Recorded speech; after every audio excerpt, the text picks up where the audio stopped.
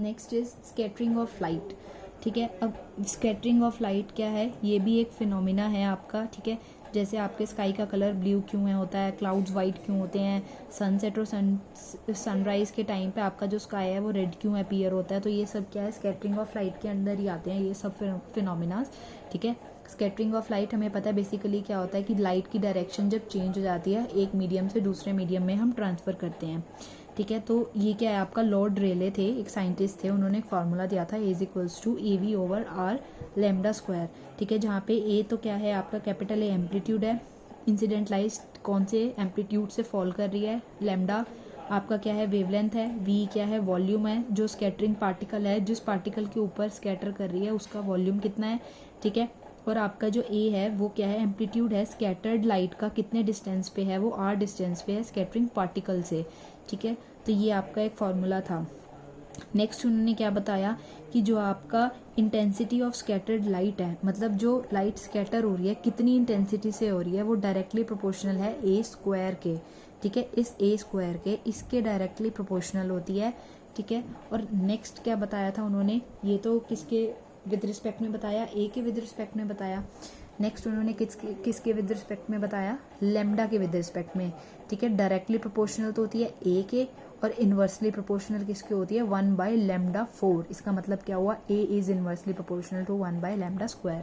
ठीक है, यानी intensity of scattered light vary कैसे करती है, inversely as 4th power of your wavelength of incident light. ठीक है, और ये जो कंक्लूजन है हमारे फाइनल कंक्लूजन है, ये कैसे वेरीफाई किए थे। ठीक है, टिंडल इफेक्ट, ये टिंडल भी एक साइंटिस्ट थे जो इन्होंने इफेक्ट दिया था, that is known as Tyndall effect. ठीक है, अब नेक्स्ट क्या है आपका, इसमें एक बहुत ही इंपॉर्टेंट फैक्टर आता है आपका। अब हमारा क्या है, एक तो आपका साइज हो गया, एक्स क्या है आपका साइज हो गया। ठीक है, किसका, जो आपका पार्टिकल स्कैटरर है, स्कैटरर का मतलब जो स्कैटर कर रहा है, यानी जो पार्टिकल है जिस पार्टिकल के ऊपर आपकी इंसिडेंट रे फॉल करी। ठीक है, उसने क्या की लाइट को स्कैटर किया, तो दैट मीन्स वो क्या कंसिडर हो गया, स्कैटरर हो गया। ठीक है, अगर स्कैटरर का जो साइज है आपका एक्स, ठीक है, वो क्या है स्मॉल है, बहुत ज़्यादा स्मॉल है, किससे, उसकी लाइट की वेवलेंथ से, उस केस में तो आप क्या करोगे, जो आपका रेले स्कैटरिंग है वो वैलिड हो जाएगा। ठीक है, जो लॉर्ड रेले ने यहाँ पे दिया था वो वैलिड हो जाएगा, वैलिड हो गया तो दैट मीन्स उस केस में आपका जो इंटेंसिटी है ऑफ स्कैटरिंग ऑफ लाइट वो किसके इन्वर्सली प्रोपोर्शनल हो जाएगी, 1/λ4 की इक्वल हो जाएगी। अदरवाइज अगर आपका जो स्कैटरर है, ठीक है, अगर उसकी वैल्यू क्या है ज़्यादा हो जाती है, बहुत ज़्यादा हो जाती है वेवलेंथ से, ठीक है, उस केस में रेले क्या होगा, वैलिड नहीं होगा। उस केस में क्या होगा, जितने भी आपकी लाइट्स होगी, जितनी भी आपकी लाइट की वेवलेंथ होगी वो ऑलमोस्ट सेम होगी। ठीक है, ऑलमोस्ट सेम होने का क्या मतलब हो गया, वाइट लाइट देगी वो, अगर सारी वेवलेंथ सेम हो गई तो। ठीक है, तो ये आपके दो फॉर्म, मतलब दो उन्होंने क्या दिए थे, आपके फैक्टर्स हैं आपके। ठीक है, कि जो किस पे डिपेंड कर रहे हैं, आपके एक्स पे और एल पे। अब हम इन दोनों से कंपेयर करते हुए क्या करेंगे, डिफरेंट डिफरेंट फिनोमिनास पढ़ेंगे।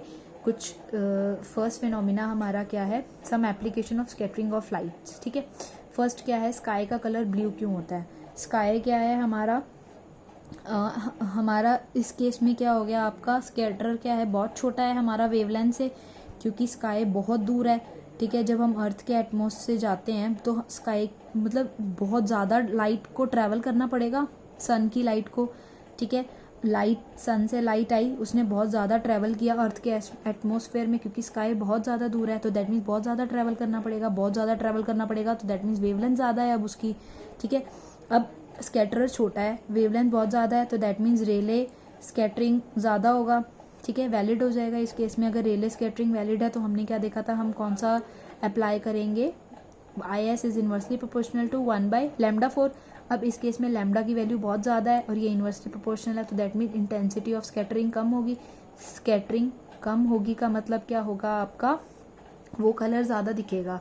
अब आपको पता है ब्लू कलर की वेवलेंथ क्या होती है, छोटी होती है, किससे, रेड से होती है। अगर हम रेड से स्टार्ट करें, ठीक है, रेड की सबसे ज़्यादा होती है, फिर उसके बाद किसकी होती है, ब्लू की होती है। तो ब्लू कलर की वेवलेंथ क्या हो गई, छोटी हो गई यहाँ पे हमारी। ठीक है, इसलिए ब्लू कलर क्या होगा, ज़्यादा स्ट्रोंगली स्कैटर करेगा। ठीक है, वेवलेंथ कम, ठीक है, इस केस में तो स्कैटरिंग ज़्यादा हो गई, मोर स्ट्रोंगली स्कैटर करेगा, इंटेंसिटी ज़्यादा होगी।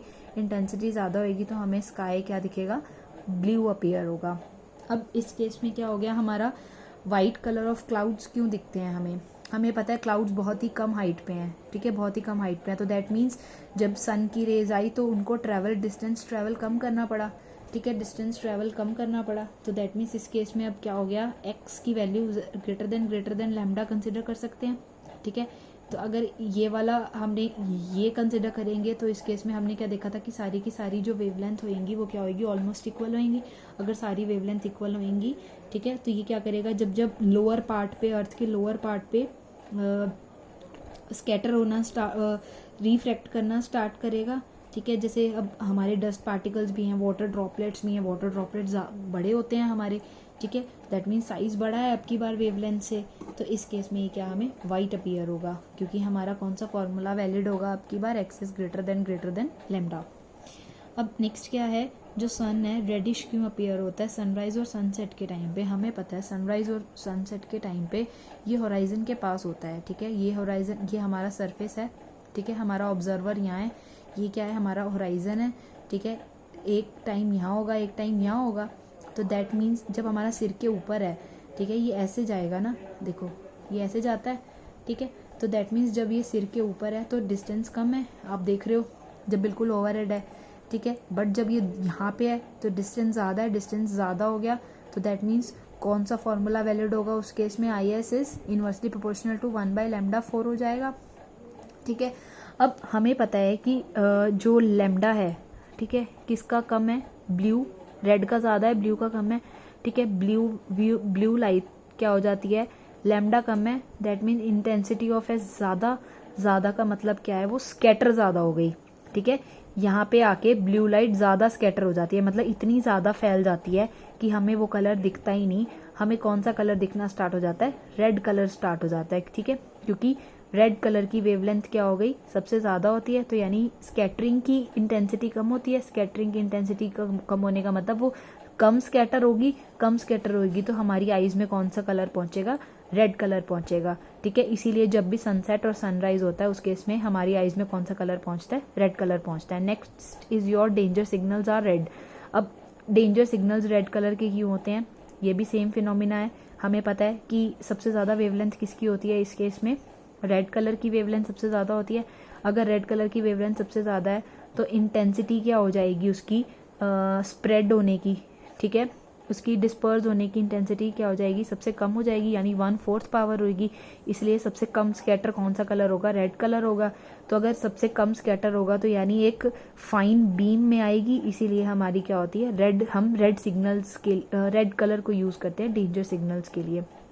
नेक्स्ट इज योर रेनबो, ठीक है। अब रेनबो क्या है, स्पेक्ट्रम ऑफ सनलाइट है नेचर के अंदर। ये क्या है, हमारे आर्क फॉर्म में कॉन्सेंट्रिक सर्कल्स बनते हैं, अगर आपने कभी देखा हो, ठीक है। अब यूजुअली ये किस टाइम पे होते हैं, जब आपकी बारिश आई होती है और बारिश के बाद या थोड़ी थोड़ी बारिश हो रही होती है, दैट मीन्स वाटर ड्रॉपलेट्स होते हैं, तो दैट मीन्स उसमें रिफ्रैक्शंस होती हैं, और उन टोटल इंटरनल रिफ्रैक्शन की वजह से हमें क्या दिखता है, रेनबो ऑब्जर्व होता है, ठीक है। अब एक सेकेंडरी होगा, एक प्राइमरी होगा, ठीक है। हमारा प्राइमरी रेनबो जो ये क्या है, कुछ एंगल है हमारे, ठीक है।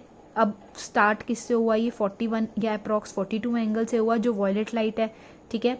बट जो आपकी रेड लाइट है वो कितने एंगल पे डेविएट कर रही है, ये 43 एंगल पे, ठीक है। तो यानी इन दोनों के बीच में क्या बनता है, आपका प्राइमरी रेनबो बन गया, ठीक है। तो this is you have to read by yourself, और एल्स मैं आपको इसकी एक वीडियो सेंड करूँगी।